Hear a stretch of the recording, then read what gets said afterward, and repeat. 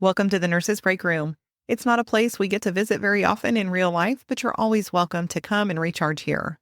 And while you're at it, head to selfcareisn'tselfish.com and grab your free copy of my book, Self-Care Isn't Selfish, The Compassionate Nurse's Step-by-Step Guide to Personalized Stress Relief. It's packed with simple, effective strategies to help you prioritize your needs without guilt so you can feel energized, focused, and ready to take on the day. Grab yours at selfcareisn'tselfish.com. Hello and welcome back to another episode of the Nurses Break Room with Jenny Lytle RN. This week we're going to continue our three-part series on beating the winter blues. And last week we talked about how to keep spirits bright through the holidays even when life feels heavy or things don't go quite as planned. And make sure to check that out if you haven't already. It's less than 5 minutes long, but it does have some really practical tips for thinking about what do I want this season to feel like and how to handle it if maybe you're not feeling very jolly this season. So this week we're focusing more on moving from holiday hustle to winter flow and how to keep our energy up when the days get short, because that is a challenge for a lot of us, myself included. Right now, maybe we're busy trying to prep for the holidays, or we're trying to motivate ourselves to get busy to prep for the holidays. But as we move past the holidays, then the shorter days and slower pace can really start to affect our energy. Now, there are emotional and physical effects of less sunlight. We can have less motivation, fatigue, sadness. It really can make a difference. It doesn't mean you're lazy. It's just your body and your brain are responding to real changes. There are some things that you can do that help boost your energy a bit, like going outside some. Even when it's cold, if you go outside a little bit, especially early in the morning, that's something that can really help. And now early in the morning when the sun's come up, so that's not super early for a lot of us. And the issue is for some that when we go to work, it's dark. And when we come home from work, it's dark. So we don't really have any time to be outside in the sun. And even in our cars when we're driving, we may not see the sun. So if possible, wherever you are, if you're able to get just a little bit of light exposure by sitting near windows, that can help. Having lights on that are overhead. I have read that's something when we have on overhead lights, our body kind of associates that with the sun.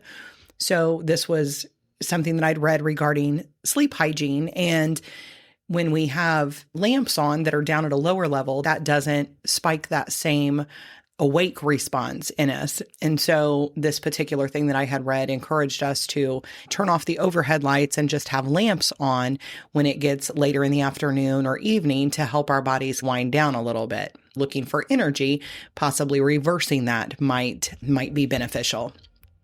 Keeping a routine, even if it's a different routine than you keep during the summer. Having something that, okay, I can just do these particular things and they're things that help me feel better. And instead of trying to avoid or completely revamp things, just having something that you can do on autopilot is something that doesn't take a lot of energy. It's easier on your body.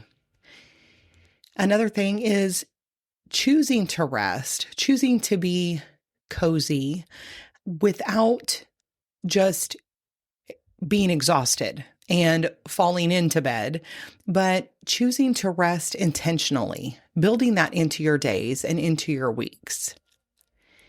Finding connection through check-ins with friends and family, and maybe that's going out to dinner or getting together and just having a cup of coffee and talking.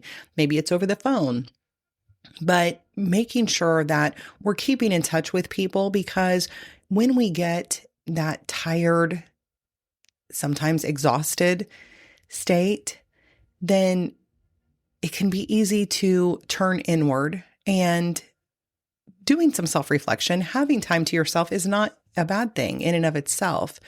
But when we find ourselves pulling away from other people, then that can really start to have an impact on our energy levels and our overall levels of well-being as well. And then moving your body a bit every day. And that doesn't have to look like running a marathon or going to the gym, even. There's lots of different YouTube videos. There's different exercises that you can do. You can turn on some music and just dance around a little bit. You can do some stretching, just those things that keep your blood flowing, keep yourself flexible. And we know that those things are good for us, but fitting them in, it sometimes doesn't just happen. We need to be a little bit intentional about that. And remember that increasing energy, like any type of self-care, isn't just about doing more. It's about doing what really nourishes you.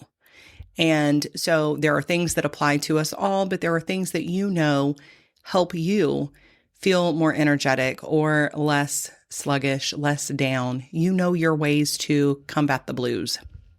And if for some reason maybe you think, no, I really don't, this is something I go through all the time, I really don't know what to do about that, then please reach out to me. Let's jump on a quick call and figure out a way that you can decrease some of that sadness, some of that lethargy that can come along with winter. Now, next week, we are going to focus on somatic exercises that can help with that sadness and energy. And so I hope you'll tune in. And until next time, remember, self-care isn't selfish. It's essential if we want to continue to care for others and live our best lives. Have a great week. Disclaimer. Although I am a registered nurse, the medical and health information contained in this podcast is provided for general information and educational purposes only and is not a substitute for professional advice.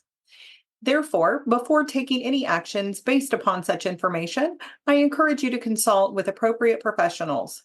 I do not provide any specific medical or health advice, and the use of or reliance on any information contained in this podcast is solely at your own risk.